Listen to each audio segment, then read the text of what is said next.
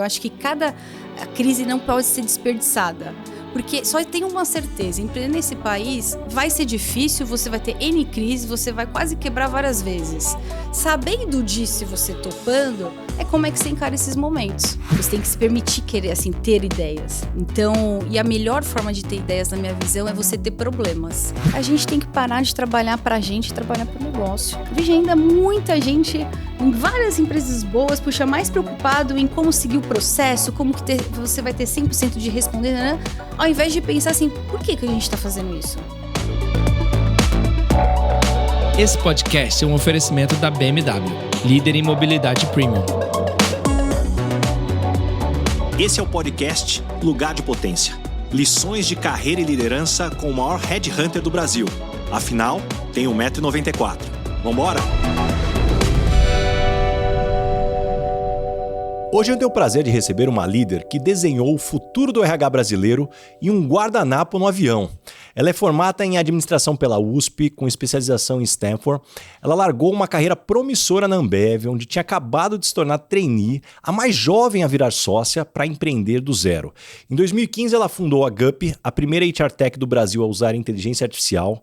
Em 2022, ela fez história ao captar 500 milhões de reais, o maior investimento já recebido por uma startup liderada por mulheres na América Latina.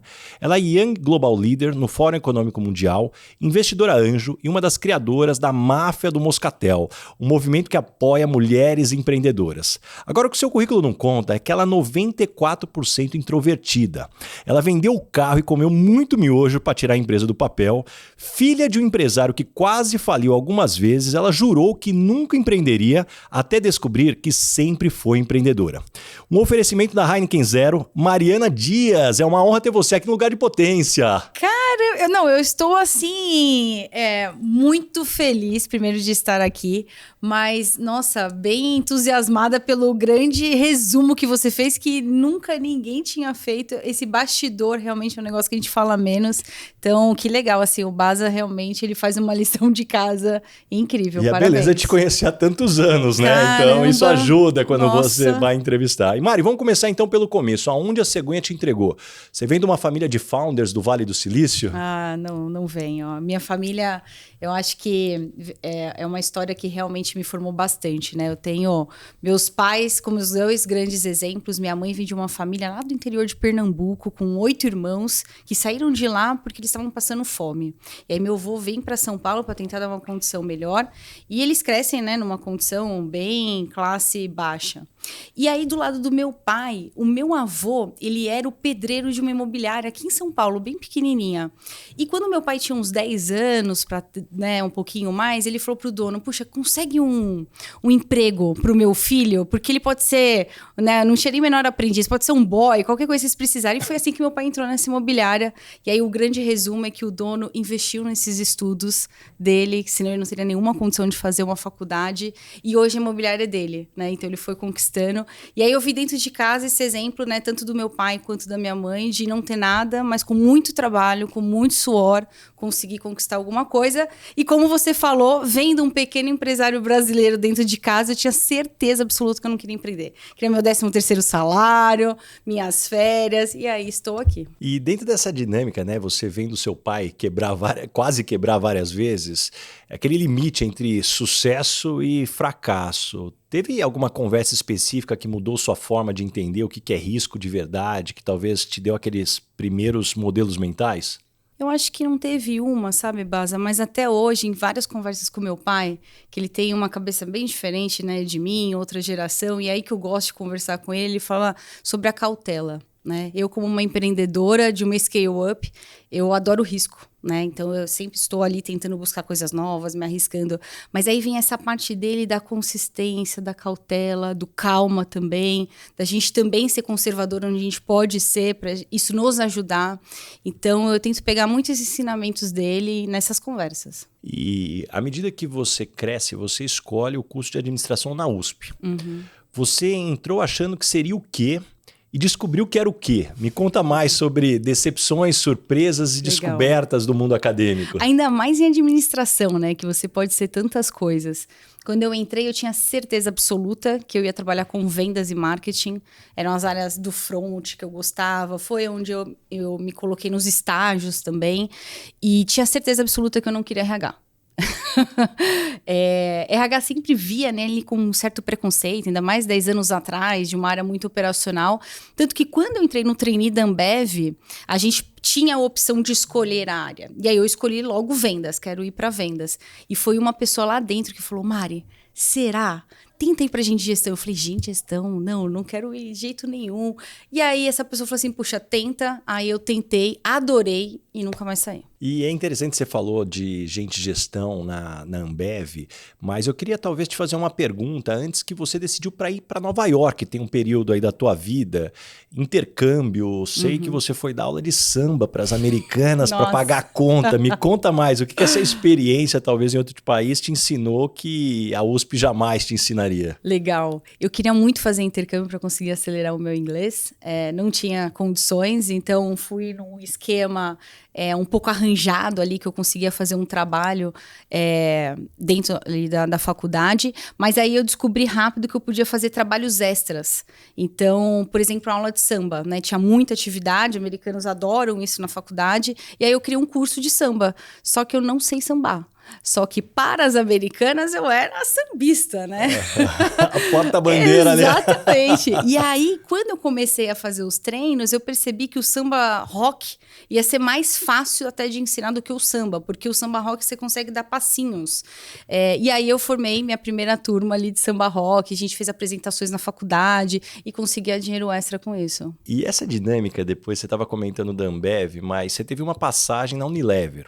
Sim. E o que me chama a atenção é assim, e a minha pergunta, como é que foi essa mudança da estagiária certinha da Unilever, que é aquele super tradicional, para uma trainee da Ambev que vai estar disposta a morar em Viamão e outras cidades do interior? O que aconteceu nessa transição que transformou talvez a garota que queria estabilidade em alguém disposta a pagar um preço alto, seja para aprender ou para ter oportunidades? Nossa, perfeito, Baza, porque essas culturas são completamente diferentes, né? Então, Unilever é uma cultura muito mais do todo ali, mais tranquila, mais estável.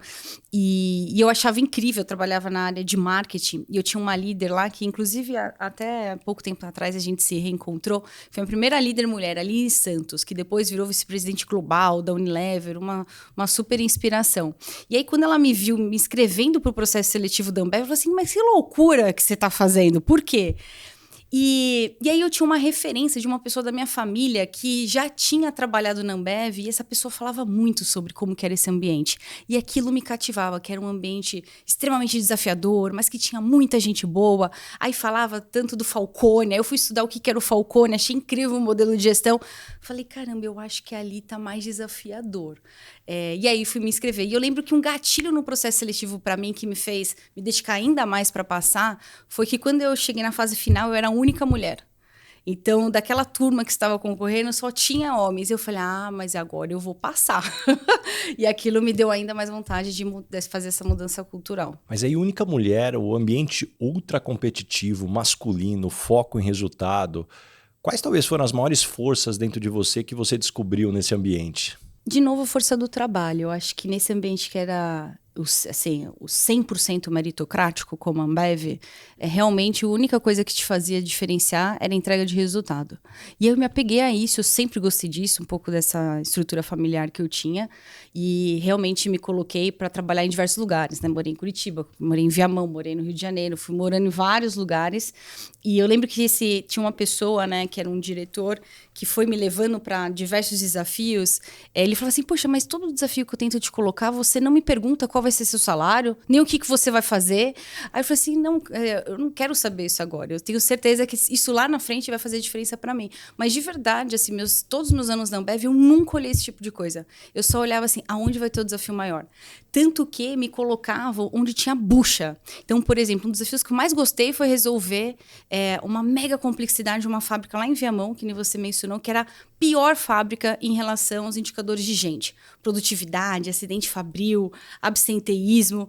E aí eu me joguei nisso para tentar entender, puxa, aonde estão as correlações do que faz diferença para esses resultados ficarem tão críticos?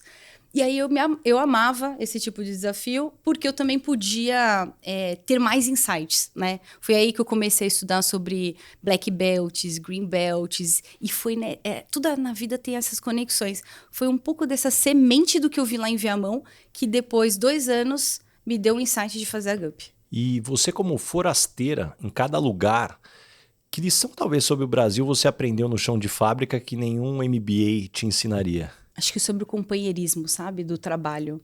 Mesmo na Ambev, que é um ambiente extremamente competitivo, eu via muito assim, a gente pesquisava bastante sobre o que faz uma fábrica que produz exatamente a mesma cerveja, o mesmo refrigerante, tem o mesmo modelo de gestão, ser muito melhor do que uma outra fábrica, né? E essa troca entre pessoas de aprendizagem, de ter um líder que consegue realmente, querer passar conhecimento, porque na Ambev tudo era, principalmente no sistema Fabril, tudo era extremamente processual. Tinha padrão para tudo, tanto que tinha auditorias para entender se a fábrica estava aplicando os padrões. E você conseguir colocar esse ensinamento realmente na ponta para um operador que não tem um mínimo de escolaridade, né, esse companheirismo, eu via que fazia muita diferença. E aí foi aí que eu gostava de entrar nessas fábricas bem críticas e tentar passar assim, gente, juntos a gente realmente vai ser mais forte. Vim com uma linguagem um pouco mais empática do que eles estavam acostumados a fazer, tentar criar um sonho para aquela fábrica, falar assim, puxa, eu quero ganhar aquele prêmio para eu ser melhor. E aí criar essa história. E eu acho que foi um ensinamento que eu tive que me ajudou também na GUP. E em que momento você talvez percebeu que o problema do RH não era só da Ambev, mas de todo o mercado? Legal. Acho que foi muito próximo quando eu tive o insight da GUP, porque ainda dentro da Ambev, eu estava 100% dentro da Ambev, né? Acho que esse foi até um arrependimento, assim, de, não olhar para fora para fazer bench, entender o que estava acontecendo, porque ali é uma escola de gestão tão grande que eu queria ficar 100% mergulhada. E aí, no final, quando eu tive a ideia, eu, a princípio, pensei para fazer para a própria Ambev, né? Porque eu entendia que a dor que eu queria matar já ajudaria a Ambev. Só que eu vi que não ia conseguir muitos caminhos ali, então foi nesse momento que eu saí para começar a procurar amigos do RH para falar assim, puxa, será que você também tem essa dor?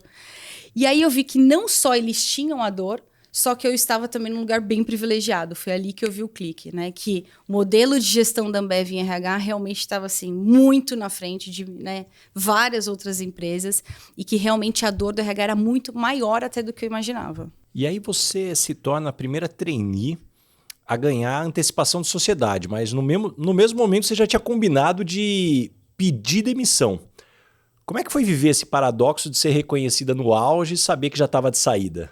Foi muito difícil. Acho que foi uma das decisões mais difíceis que eu tomei, porque sempre quando você entra no programa de treino da Ambev, você ganha aquele sonho de, puxa, eu quero virar sócio, né?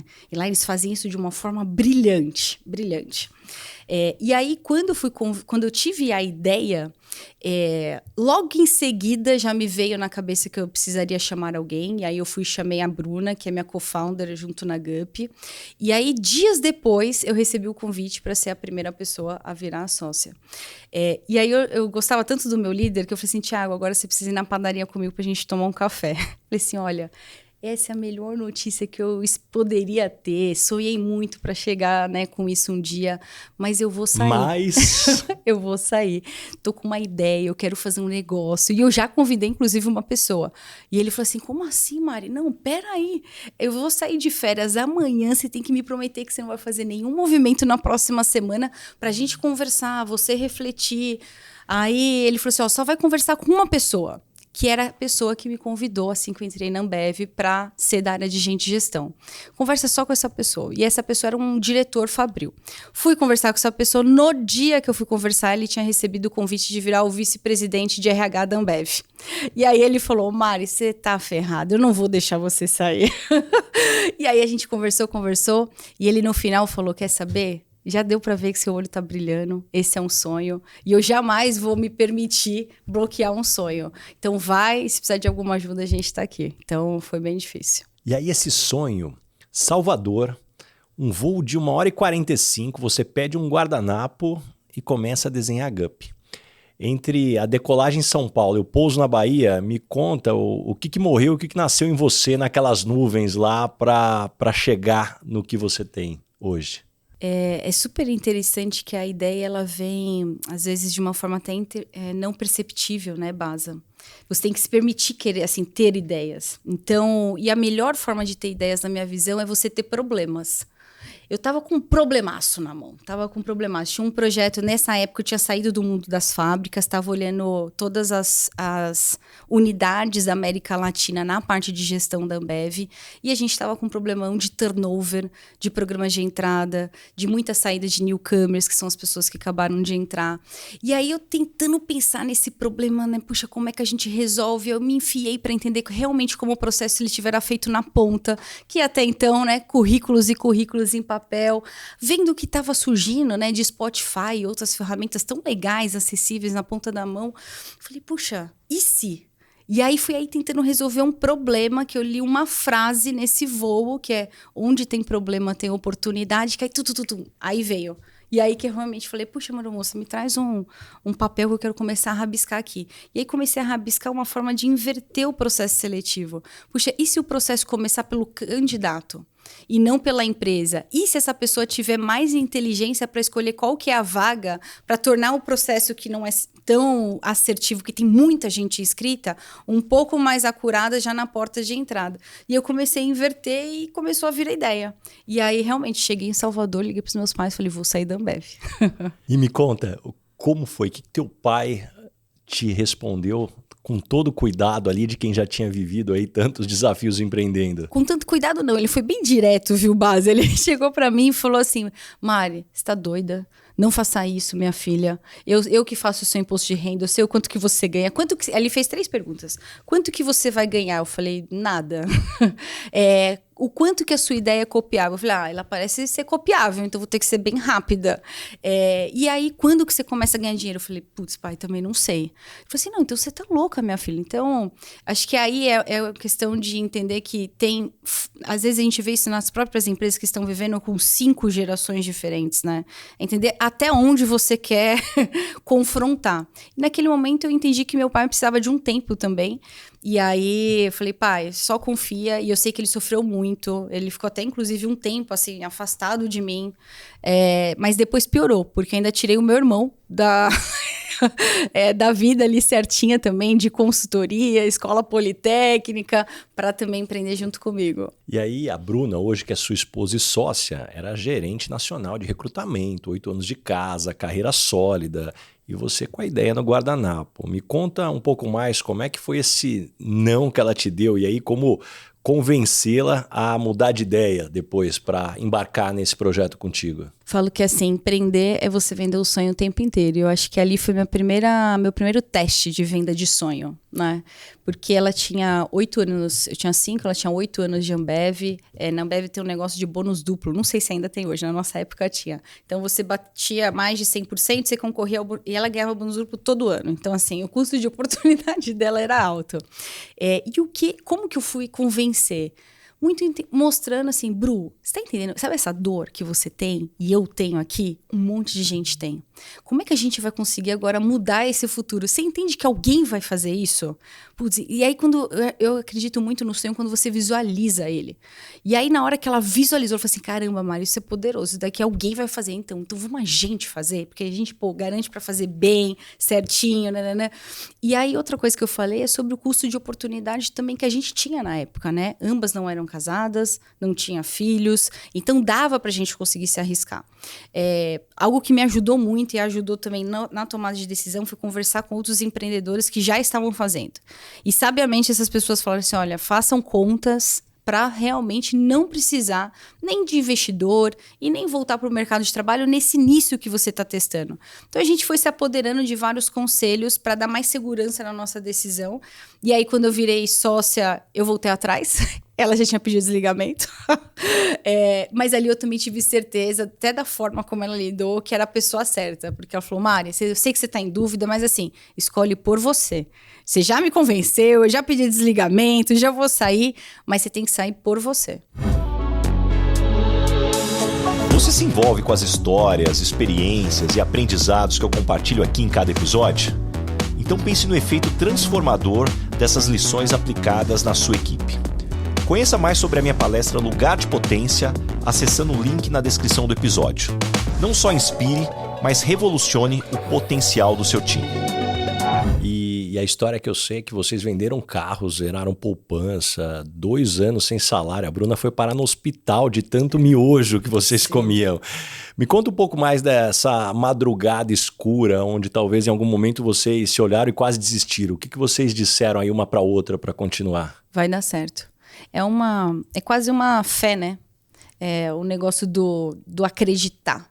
Mesmo nos momentos mais difíceis. A gente, nesse começo, né, que teve toda a questão do miojo, economizar, tudo que podia. Lembro até hoje, quando a gente fazia reuniões, que a gente vendeu os carros, ia lá a gente tinha muito cliente ali em Alphaville, a gente pegava o trem para ir para Alphaville, que é a realidade de milhões de brasileiros, mas não era a nossa realidade, né? E aí a gente achava aquilo, puxa, é algo que a gente tem que passar. Então a gente colocou isso na nossa cabeça, que a gente tinha que passar e que ia ser duro mesmo, mas fazia parte. Agora, os momentos mais difíceis é quando a gente acreditou que já tinha passado a parte mais difícil, né? Que aí, assim, durante 10 anos que a Gup faz hoje, tiveram vários momentos, né? De quase quebrar, de no final do mês você olhar e falar, putz, tenho 100 funcionários e tem dinheiro para a gente pagar 50, né? No final do mês. E aí, o que a gente faz? Ou na própria pandemia, que foi um super baque, né? Processo seletivo, ninguém estava contratando, né, Basa, naquela época. Eu tive 70% de levantada de mão dos meus clientes, falando que ia sair. Puxa, Mari, não preciso agora, como é uma mensalidade recorrente, a gente só está demitindo, não está contratando, então vou pausar. Então, foram vários momentos muito difíceis que não só eu e Bruna, mas somos 4 fundadores, a gente se unia e tentava se reinventar. Sempre com essa crença que vai dar certo e mais um momento difícil e vamos se reinventar. E acho que isso foi dando forças e ajudando até a gente a melhorar, sabe? Eu acho que cada crise não pode ser desperdiçada. Porque só tem uma certeza, empreender nesse país vai ser difícil, você vai ter N crise, você vai quase quebrar várias vezes. Sabendo disso e você topando, é como é que você encara esses momentos, né? A gente colocando na timeline, acelera um pouco essa história. 500 milhões de reais do SoftBank, maior cheque, né, para uma startup liderada por mulher na América Latina. Quais foram os momentos decisivos ao longo desse processo? Me ajuda a entender como que é um processo de um deal como esse. É um processo bem complexo. 2 anos... A gente, na pandemia, isso foi em 2022, na pandemia em 2020, a gente também fez uma captação, nessa época de 40 milhões de reais, no meio da pandemia. Então, no momento que eu tinha 70% de clientes levantando a mão para churnar, a gente fez essa captação. E aí, essa captação da pandemia me ensinou demais, muito, sobre constância e sobre conseguir vender muito bem um sonho para o investidor, mas também com o pé no chão. Esse investidor que entrou no meio da pandemia, ele não me conheceu na pandemia, ele me conheceu 5 anos atrás. E desde o primeiro momento que ele me conheceu, eu mandava para ele assim, oi, tudo bem? Deixa eu te contar, nos últimos 3 meses a gente fez isso, aqui eu tentei, aqui eu errei, aqui foi para frente. E aí esses investidores, stakeholders que vão ficando com essa empresa, eu acho que essa é a importância de você manter essa clareza do que está acontecendo, para ele te conhecer no dia a dia. E quando acontecer um momento difícil como a pandemia, não deixar de acreditar.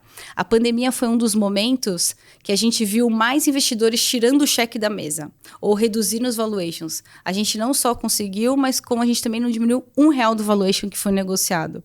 E aí, quando foi, né, de 2020 para 2022, a gente cresceu pra caramba. Na pandemia, a gente triplicou a Gup. E isso foi mostrando constância para os outros investidores. Poxa, o que está acontecendo? E também constância sobre tese. A nossa tese, até a pandemia, era 100% pautada em recrutamento e seleção. Quando a gente viu que o mundo estava digitalizando completamente, o mundo remoto, as ferramentas entrando nas empresas, foi o passo que a gente olhou e falou, puxa, dá agora para a gente ajudar os clientes a irem para levar esses sistemas mais para outras áreas também. Aí começa a nossa história de M&As. E aí fazer, né? Puxa, deixa eu tentar fazer meu primeiro M&A, que foi lá em São Luís do Maranhão. Puxa, deu certo. O que a gente aprendeu? O que a gente precisa para o próximo M&A?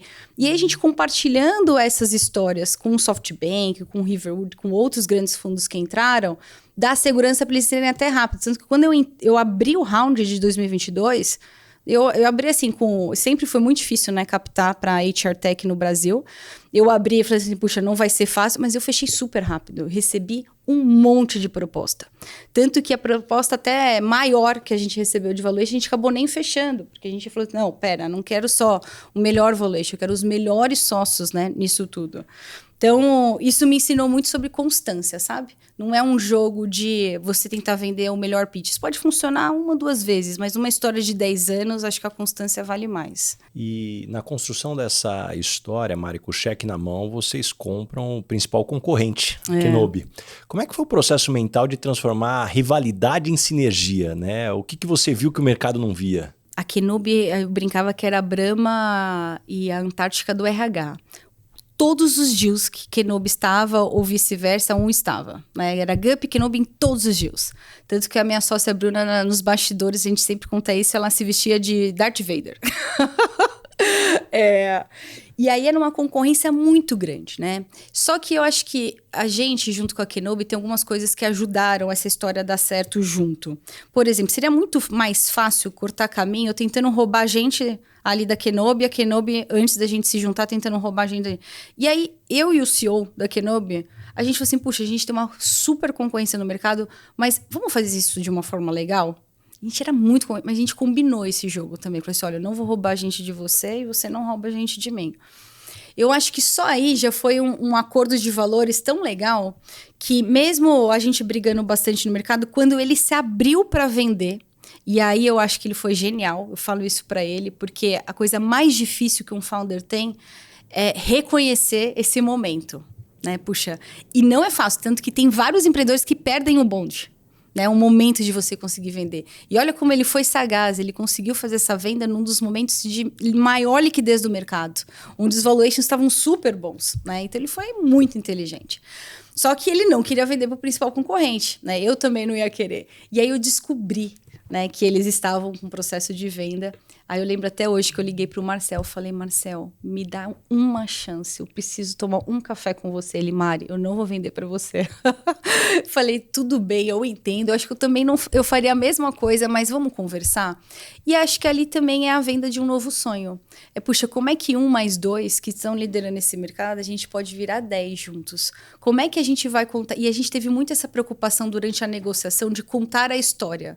Como é que os seus Kenobers não gostam da Gup e os meus Guppers não gostam daquilo? Então, como é que a gente vai contar essa história juntos? Tanto que na construção a gente tinha todo um deal e muita negociação de vai e volta, mas eu e o Marcel a gente estava muito preocupado em contar a história. Tanto para o mercado, quanto para os clientes, quanto para o time.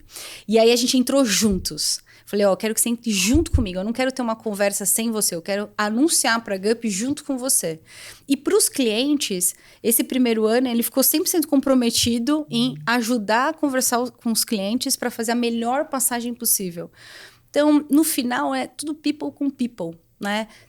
A M&A é uma história de transacional gigantesca, é muita negociação, é muito contrato, são 500 mil stakeholders para alinhar os astros, são investidores da empresa que está sendo comprada, da empresa que está comprando, mas no final esses founders estarem alinhados e querendo fazer e também investindo tempo nessas outras coisas, na minha visão, é super importante, sabe? Nossa, eu acho essa história fantástica, né? Como você sabe, o Marcel, ele trabalhou comigo aqui, né? Ele trabalhou aqui na Michael Page, puxa, adoro ele. Aliás, preciso ver se ele já voltou. Eu sei que ele estava fazendo um curso nos Estados Unidos, eu preciso chamar ele aqui para entrevistá-lo. Acho um cara ele, também com história fantástica. Inclusive, tá no Nature for Results lá com a gente. Olha só. E Mari, quero puxar um outro ponto aqui. Hoje vocês atendem, é o último número que eu tinha, 80% das empresas listadas na Ibovespa. Vocês processam milhões de candidaturas por mês. Com essa visão privilegiada, qual que é a tendência sobre o futuro do trabalho? Talvez os CEOs sussurram para você, mas não falam publicamente. Ele já está acontecendo, né? Esse futuro realmente assim, transformacional, ele já está acontecendo. Na medida que a gente vê os CEOs já entenderam, principalmente nesse ano, viu, Baza? Porque a história da IA, ela vem de muito tempo, né? A gente está há 10 anos falando de IA. A IA generativa 2023, mas a IA transformacional com agentes faz 6 meses praticamente. E aí, que desde que eu voltei de licença maternidade, eu gastei uma agenda bem grande de conversar com muitos CEOs e muitos CHROs para entender o que estava acontecendo. E todos eles, né, que já entenderam, estão com uma agenda grande de, puxa, como é que eu faço para transformar o meu cargo operacional, os meus cargos de entrada, me apropriando da melhor forma sobre esses agentes que agora pode... a parte mais óbvia é ter um grande ganho de produtividade e eficiência, e a parte 2 é ajudar eu a fazer melhor o meu trabalho, né? E tem business que vão ser completamente disruptados, né? A gente tem um cliente que praticamente 80% da força de trabalho dele é operacional. Então, ele sabe que ele pode ser disruptado com uma empresa que vai criar agentes para fazer exatamente o que ele está fazendo com 1/10 do custo. E esses lugares estão agora tentando, então, deixa eu me apropriar. E aí eu acho que são os CEOs que estão sendo mais corajosos de deixa eu disruptar o meu próprio negócio e talvez criar um novo. Puxa, antes eu não conseguia oferecer uma camada mais premium de serviço. Agora eu consigo. Eu posso até, inclusive, aumentar a margem não só por meio de custo, mas por meio de ticket, né? Então, o que eu vejo é que existe uma cautela de falar sobre isso no mercado, porque isso tem vários impactos sobre emprego, sobre impacto social mesmo. Nos Estados Unidos, a gente está vendo isso de uma forma muito mais acelerada, né? Microsoft já indo para o segundo grande movimento, né? de layoff, né? Do jeito que a gente está vendo. No Brasil, isso está um pouco mais cauteloso, mas porque a gente está falando menos. Isso está acontecendo. Essa transformação está aí. E aí que eu acho que o RH ele vai ser realmente esse braço direito, né? Porque o RH está sendo disruptado 3 vezes. Uma vez porque a própria função de RH está mudando, né? A gente está vendo aí 75% das habilidades vão mudar nos próximos 2 anos desse RH. 2, a forma de fazer RH com os agentes mudando completamente. A forma de recrutar vai mudar assim, de forma abrupta, forma de treinar também, vários outros sistemas. Então, como é que esses agentes ajudam nesse RH? E o terceiro, ele vai ter que recriar uma empresa com super workers e com estruturas organizacionais híbridas, né? Autônomas, agentes, junto com pessoas. Será que eu abro vaga ou coloco um agente? São disrupções muito grandes que estão acontecendo. Então, esse RH, né, que tem que cuidar da máscara de oxigênio dele, como todo mundo, mas também cuidar da empresa inteira, vai precisar realmente dar um pulo para ajudar esse CEO que já está com isso fazendo planos. E Mari, nesse ponto que você trouxe, falar de RH estratégico, puxa, se fala há 30 anos sobre o RH estratégico, mas ainda é a área que apanha primeiro quando vem numa crise. Sim. O que precisa morrer de vez no RH brasileiro para ele renascer como ele deveria ser? A gente tem que parar de trabalhar para a gente e trabalhar para o negócio. É isso. O difícil, Baza, como você bem falou, a gente está falando isso há tanto tempo. O difícil não é o quê? O difícil é executar bem feito. O difícil é no dia a dia, não tem nada de mágico nisso. No dia a dia, é o RH, por exemplo, numa avaliação de desempenho, veja ainda muita gente, em várias empresas boas, puxa, mais preocupado em como seguir o processo, como que você vai ter 100% de responder, né? Ao invés de pensar assim, por que a gente está fazendo isso? Isso vai me ajudar realmente a mexer que tipo de ponteiro? E será que o ponteiro que a empresa mais precisa mexer agora é esse? Será que era melhor eu pegar esse esforço todo da minha área de RH e ajudar, por exemplo, a fechar bem essas vagas que eu estou com mais de 75% não cumprindo o meu SLA? Então, esse RH estratégico, ele tem que dizer, puxa, aonde está a principal dor do negócio? Não está crescendo, ou as margens estão ruins, ou não estou conseguindo inovar, sempre uma dessas 3 coisas. E como que a minha área vai servir o negócio?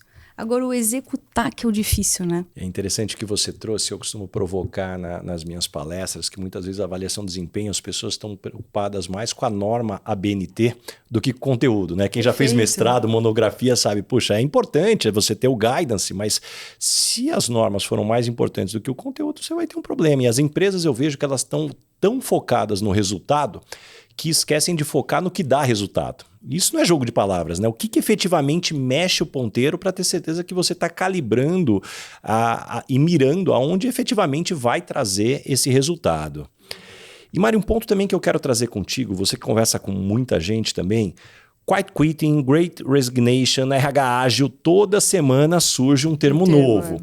Olhando para os seus dados e para as conversas que você tem, o que realmente está acontecendo no mercado versus o que é só barulho no LinkedIn? Está acontecendo realmente essa transformação com agentes, né? Eu mesmo, quando começou o ano, eu não estava acreditando tanto, sabe, Baza, que seria tão abrupto. Tanto que eu passei uma boa parte também em eventos lá fora para realmente olhar na fonte. A parte boa é que eu vi que está todo mundo aprendendo, porque é muito, muito recente, mas isso vai ser realmente transformacional. Né? A ponto de eu também fui fazer até cursos de eu quero ver como é que cria, codar, né? Quero ver como é que cria esses agentes, né? Porque realmente a gente pode virar esses super workers. Então isso não é uma moda, não é uma tecnologia que não vai ter impacto, é realmente transformacional. As outras coisas que estão acontecendo é sobre saúde mental. A gente está vivendo um dos piores índices, né, da história em relação à saúde mental. Quando a gente olha Brasil, que tem um dos piores desengajamentos no mundo, a gente está pior, inclusive, do que na época da pandemia. E, na minha visão, isso vai piorar nos próximos 2, 3 anos. Até a gente se reorganizar como sociedade do que vai ser esse futuro, né, do trabalho. Por quê? Porque a verdade, o que a gente não está falando é que aquela pessoa que está trabalhando na sua empresa está morrendo de medo de ser mandada embora. Ela tá ouvindo esse tal de agentes, né, para lá e para cá, nas notícias, na conversa com os amigos, mas ela ainda não sabe exatamente o que é. Ainda ninguém contou para ela.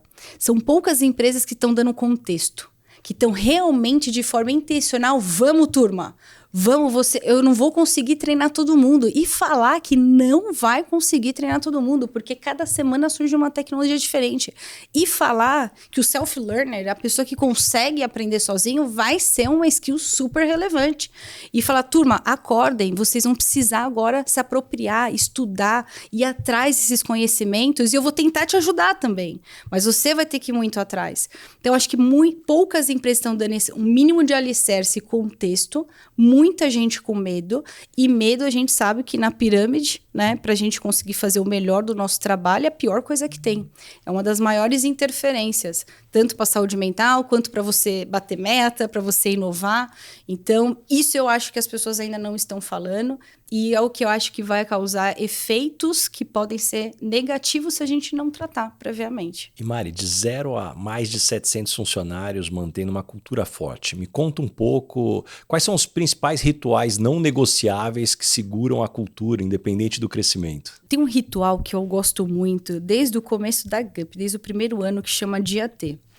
O Dia T, quando a gente era uma empresa de até 100 funcionários, eu sentia muito uma dificuldade, como o negócio era muito rápido, a gente crescia 10 vezes ao ano, colocar todo mundo na mesma página. Né? Porque cada um ia para uma... Colocar todo mundo... O que aconteceu no último ciclo? O que a gente errou? O que a gente fez bem? O que a gente tem que manter e mudar? E para onde a gente vai? Eu acredito muito no poder do contexto, da visão clara, de todo mundo entender que estamos indo para o mesmo lugar e combinar esse jogo. E aí esse dia T surge assim, que é o dia de trabalho para ganhar atração no próximo trimestre. E aí a gente atrelou todo o nosso modelo de gestão em cima do dia T. Então, com metas trimestrais, depois a gente foi evoluindo, né? Hoje a gente tem metas semestrais, mas o dia T continua. Agora semestral, não mais trimestral, mas é um momento igual, sexta-feira é o meu dia T, eu vou parar os 700 Guppers, 700 para todo mundo, para ver o que a gente fez bem, o que a gente fez mal, para onde a gente vai e por que a gente vai. E aí conseguir realinhar todo mundo. Igual quando, no começo do ano, em fevereiro, né, que eu voltei de licença e tava o vucu-vucu de acabou o software, não existe mais SaaS, né? E aí Mari, o que vai acontecer? Eu falei, calma, todo mundo respira. Então, esses momentos de você realinhar, seja a sua visão, seus combinados, eu acho que são fundamentais. É inegociável para mim, assim como os outros mais básicos, como os nossos Zona Ones, ter uma boa reunião com o que eu falo lá na GUP agora, que é o time número 1, que é nós. Né? Ali, puxa, como que o meu time direto, e a gente está trabalhando muito em cima do o desafio dos 5 desafios das equipes, como que a gente, do Lecione, que eu adoro, como é que a gente vai trabalhar melhor nesse caos, porque a gente está vivendo um caos, né? como é que a gente trabalha melhor para a gente aproveitar este momento e dar o próximo salto. Então, é aí que a gente também está... é inegociável a gente não trabalhar bem ali. Se não trabalhar bem ali, aí para os 700 a gente não vai trabalhar bem. E Mari, me conta aqui um negócio que eu sempre me pergunto. 94% introvertida, liderando evento, palestra, 700 pessoas.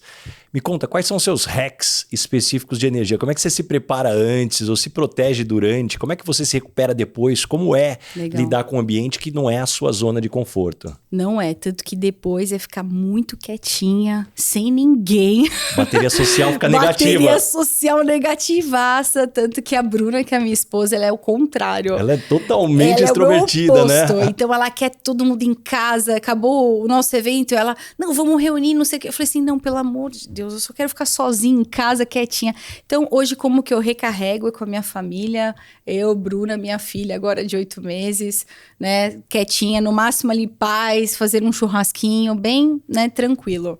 Como que eu me forço? Treino, muito esforço.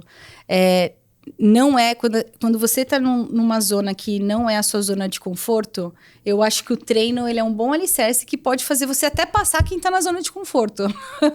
Eu acredito muito na questão do treino, né? Você faz muita coisa com o Bernardinho, ele fala muito disso. E para mim, esse é o meu hack. Poxa, treino, visualizar. Então, por exemplo, na época que a gente foi fazer a captação dos 500 milhões, como não tinha sido fácil as últimas captações, nossa, a gente se preparou absurdo. A gente conseguiu fazer, se preparar muito bem com a empresa, deixar ela redondíssima, os materiais, o processo. E aí o treino, ele te dá confiança. Igual falar para 5 mil pessoas em HR for Results. Na hora que você está treinado, você vai com mais confiança. Ou quando você tem aquele modelo mental.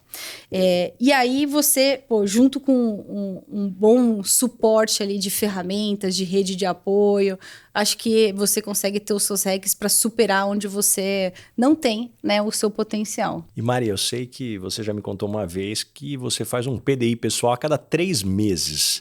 Não sei se ainda continua com essa dinâmica, mas como é que funciona esse processo de autodisrupção constante, talvez até como isso se reflete nas decisões estratégicas com a empresa? Eu tentei atrelar isso ao modelo de gestão assim, da GUP. Então, à medida que a gente abre, para onde que a gente vai no próximo ciclo, aí eu tento refletir isso para mim. Se a gente quer colocar a GUP, então, nesse lugar, o que falta da Mari? Porque, ainda mais essa posição, ela é bem solitária, né? Você não tem uma avaliação de desempenho, né? Não tem... Então, você tem que se puxar ao máximo. E aí, eu criei essa rotina. Puxa, qual que é a minha avaliação do que falta para eu chegar, levar a GUP para esse lugar? Eu tento realmente estruturar isso, porque a gente é muito bom, como empresa, de planilhar tudo, de estruturar tudo. Mas quando é pra gente não faz isso, né? É impressionante. Então, eu tento, mas aí o que eu evoluí, desde que saiu uma matéria falando sobre isso, é tentar tornar isso mais simples. Quanto mais simples, mais focadinho, quais são as 3 coisas que eu vou fazer muito bem nesse próximo ciclo, que eu vou tentar fechar gap. Você diz de comportamento, atividade, entra... Tudo. Então, por exemplo, né, até atividade. Durante um tempo no ano passado, dado a gestação e várias coisas, é o momento que eu não podia sair da terapia, mas eu saí da terapia, por exemplo. Aí quando eu voltei a trabalhar, eu falei, opa, isso daqui virou inegociável, tenho que voltar com a terapia. Quero voltar a participar de um ciclo ali de CEOs que me ajuda a estender também o meu network, vai me ajudar com algumas outras coisas que eu quero fazer. Isso eu também vou colocar na minha rotina, já vou colocar dentro da minha agenda. E aí a ferramenta da agenda, né, Basa, assim, eu acho que a ferramenta da agenda ela é muito mágica. Ela pode ser só um lugar onde as suas reuniões vão ser encaixadas, ou ela pode ser um lugar que você estrutura a sua estratégia. Então, nessa medida que a gente entende para onde a gente vai, o que eu preciso melhorar, como é que eu já organizo a minha agenda dos próximos 3, 6 meses. E aí, isso eu gasto um tempo... Um próprio lembrete, né? Do que você não pode esquecer, que precisa estar ali todo aparecendo com frequência para você. Porque senão, ainda mais hoje em dia, que tem muitos calls, você vai na agenda, né? A agenda guia você, a agenda guia o seu comportamento, a sua estratégia. Então, como é que você planeja muito bem para onde você quer ir ali? Muito bom, adorei aqui vários insights. E Mari, me conta uma coisa, eu sei que você se descobriu GLBT durante a jornada de construir a GUP. Como é que foi tomar essa decisão de viver essa verdade publicamente, sabendo que talvez isso poderia impactar investimentos e clientes? Foi bem difícil. Até porque a Bruna, que era minha cofundadora, virou minha esposa, né, nessa descoberta. Então, acho que foi uma das coisas mais difíceis, sabe, Basa, que eu já fiz. E é impressionante, poxa, porque a gente até então sempre foi uma empresa super diversa, a gente sempre falou muito disso, sempre acreditei nisso, mas quando é você passando, aí você fala, nossa, como a gente ainda não passou por essa barreira como sociedade. É muito difícil falar. Eu, por exemplo, com os meus investidores, com certeza eu sou a única CEO mulher LGBT. E com certeza eu sou a única CEO mulher mãe também, né, dessa rede deles. Então, muitas coisas que eu estou vivendo também é a primeira vez e eu acho que isso traz ônus e bônus, né? De você, poxa, ajudar que outras tenham barreiras menores também e de você também conversar, né? De uma certa forma. Puxa, como é que funciona a licença maternidade para uma mulher que é uma CEO? Como é que vai ser? Como que você se reorganiza? Tudo isso é novo, não tinha outras, eles nunca passaram por essa vivência. Então, você vai construindo. E eu tinha, assim, muito medo. Não gosto de romantizar sobre essa parte, tinha muito medo sobre o que vão pensar, se isso vai impactar também para os clientes, assim como eu tinha muito medo de engravidar. Mas eu tenho aprendido que existem ainda preconceitos, né? Então não adianta a gente falar que não, existe bastante ainda, mas eu tomei isso como até uma fortaleza, sabe? De, eu quero deixar para o mundo da Liz algo melhor, então vamos pegar esses preconceitos e trabalhar eles para que um dia isso não aconteça. E Mari, essa complexidade não para aqui. Bruna, esposa COO. Guilherme, irmão. CMO, na mesma empresa. Quais os combinados que vocês fizeram para garantir uma relação saudável na empresa e na família, né? Como não destruir o almoço de domingo? Perfeito. E o Robson, que era o CTO, né? Que hoje já está mais como advisor, ele não era da família, mas, por exemplo, passava férias com a gente. Então, a gente sempre teve esse negócio, né? De gostar intensamente de estar na GUP, mas fora da GUP também se curtir, ter um bom relacionamento. Acho que o principal combinado é a mudança do chapéu, né? Tô aqui com você, agora tô com o chapéu irmã. Ou agora não, eu tô com o chapéu CEO. Estar no momento fora da GUP, ter a disciplina de realmente curtir o presente. Quando sair de férias, assim, ao menos que precisar muito falar de GUP, se não falar. Então, você vai criando algumas disciplinas para te permitir, porque senão ou você só vai viver um lado ou você vai viver o outro, né? E outra coisa que a gente está fazendo é também profissionalizar também, que sempre foi uma preocupação nossa, né? Puxa, não ter nenhum ego à medida que a gente entender que a gente não é a melhor pessoa para estar ali. Eu acho que esse foi o maior combinado de nós 4. E todo mundo fala, caramba, é tão difícil ter uma empresa de 4 fundadores que ainda se dão bem, né? Depois de 10 anos, a maioria já todo mundo sai na porrada, né? E eu acho que isso ajudou. O Robson, por exemplo, foi a primeira pessoa a fazer esse movimento. 3 anos atrás, né? Ainda mais o Robson, que era o desenvolvedor, imagina, aí um time de mais de 200 pessoas, tudo que ele menos fazia era isso, né? E aí a gente combinou, poxa, vamos encontrar uma pessoa melhor e com certeza vai ter um lugar que você vai poder ajudar. E a gente acabou de fazer agora esse movimento com a Bruna. A gente trouxe a Priscila, né, do El Hub, que veio, né, para tocar toda a nossa área comercial. E aí a Bruna agora ela fica mais com papel institucional, ajudando em alguns outros projetos estratégicos. E eu sempre falo, gente, também estou aberta. Se tiver alguém melhor do que eu vou buscar. Porque é isso, né, Basa? Eu acredito que a empresa tem que ser maior do que o nosso ego, sabe? Adorei. E um ponto aqui que eu não quero deixar de te perguntar. Teu pai construiu do zero, você construiu do zero, e sua filha vai crescer em uma realidade bastante diferente.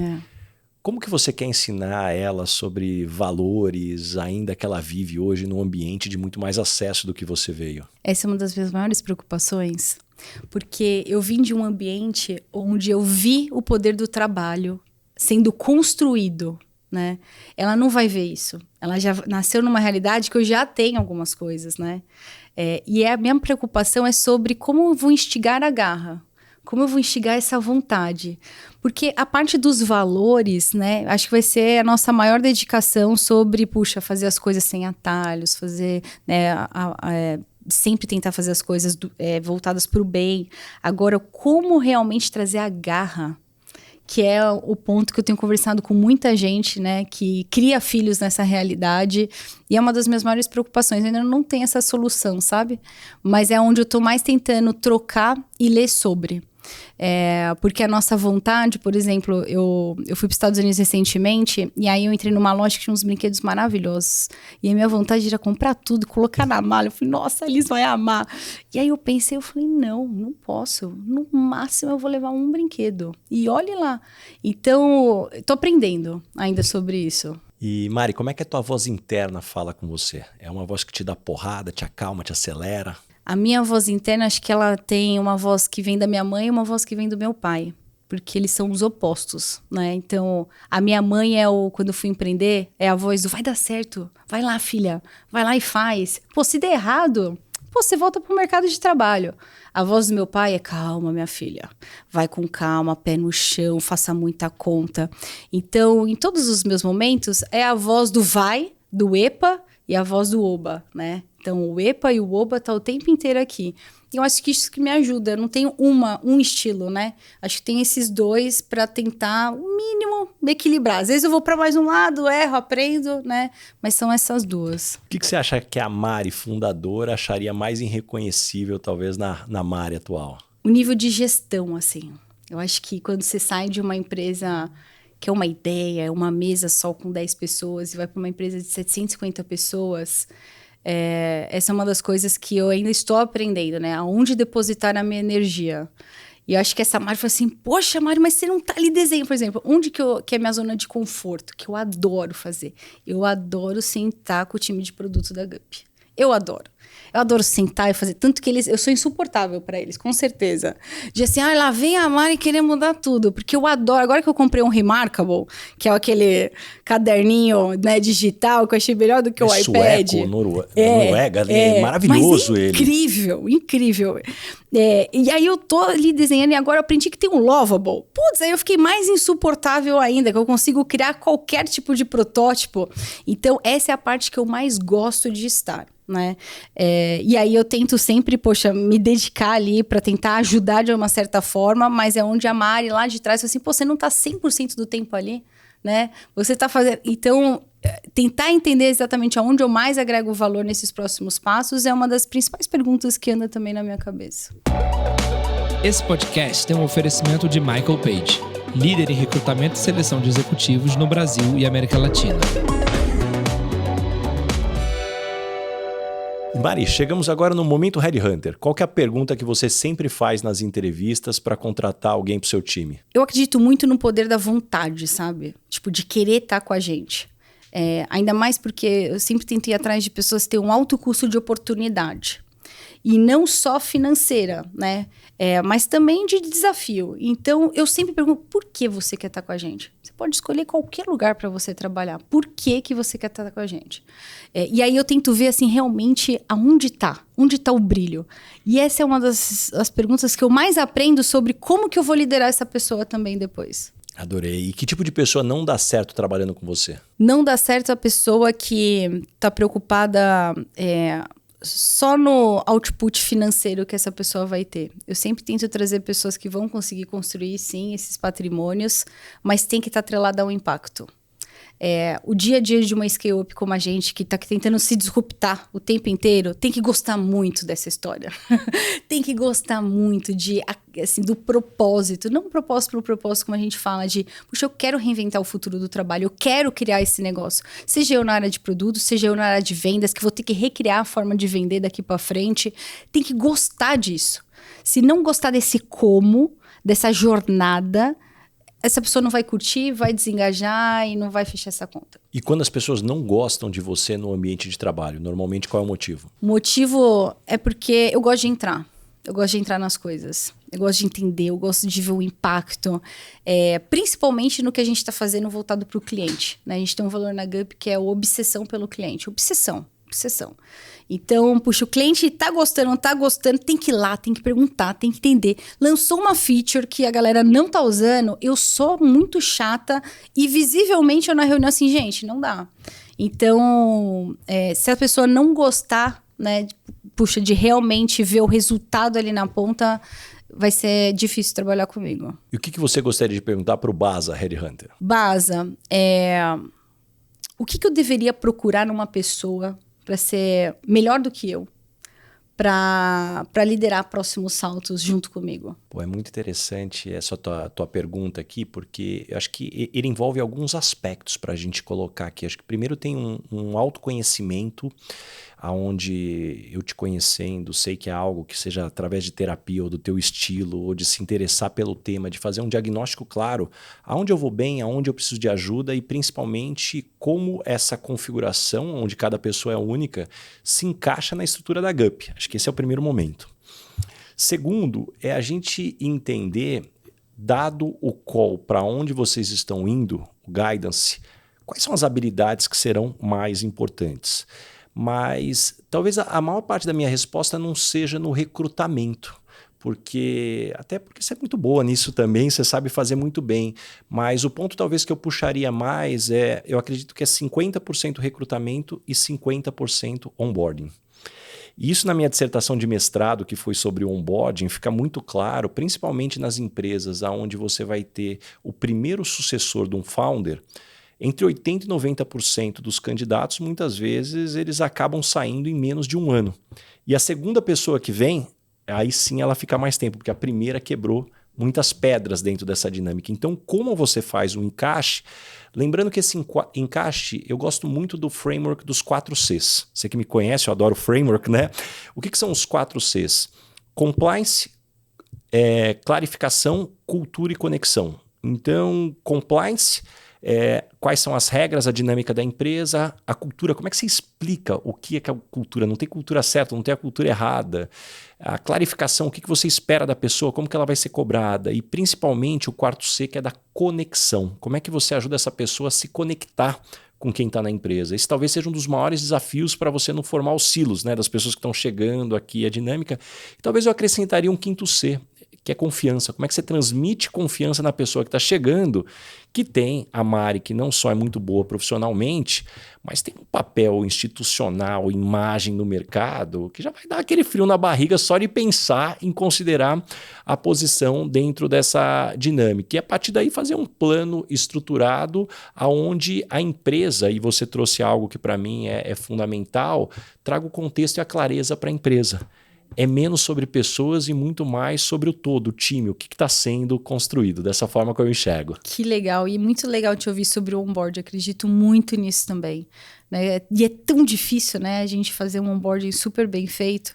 Uma vez eu te ouvi falar, né, sobre essa parte, e até comentei com uma pessoa da GUP, falei assim, quando a primeira pessoa né, que veio substituir um founder, que foi a CTO, a gente combinou com o founder, falei, Robson, vamos encarar que essa pessoa vai estar em onboard nos próximos 24 meses. Então, assim, a gente não vai poder desgrudar. E ela até falou assim, poxa, vocês me setaram para o sucesso, mas é porque foi muito intencional. E ela era uma pessoa espetacular, mas como é que a gente realmente ajuda, né, essa pessoa a navegar da melhor forma possível? Tem muita coisa não dita nesse começo, né, Baza? É muito além do hard skill, né? E é muito importante o ponto que você está trazendo, porque na minha pesquisa de mestrado, eu tive, claro, a oportunidade de, usando a base da Michael Page das pessoas que foram contratadas, ter uma amostragem grande das pessoas que estavam chegando nessas empresas. E o mais interessante é que no alto volume que eu consegui ter de amostragem, eu não vi diferenças de dificuldade de adaptação entre um analista júnior e um diretor ou um CEO. Porque muitas vezes a gente subestima, não, essa pessoa é experiente, ela vai saber se conectar. Não. Porque quando a gente fala de cultura, quando a gente fala de conexões, isso é o lado humano. E ainda que você tenha experiência, tem muito mais aqui que a gente pode contribuir, sem dúvida nenhuma. Que legal, muito bom. E Mari, chegamos agora no momento, dona Ângela, complete a frase. Eu sou esquisita por quê? Porque eu tenho um paladar infantil e toco pandeiro e fui ensinar samba sem saber sambar. Adorei. Qual que foi a situação mais engraçada que você já passou no mundo corporativo? O maior perrengue? Maior perrengue? Eu acho que foi esse início da GUP, onde a gente ia nos clientes, muitas vezes fora de São Paulo, né, com uma malinha, e os clientes falavam assim, puxa, você não quer que eu te leve até o aeroporto?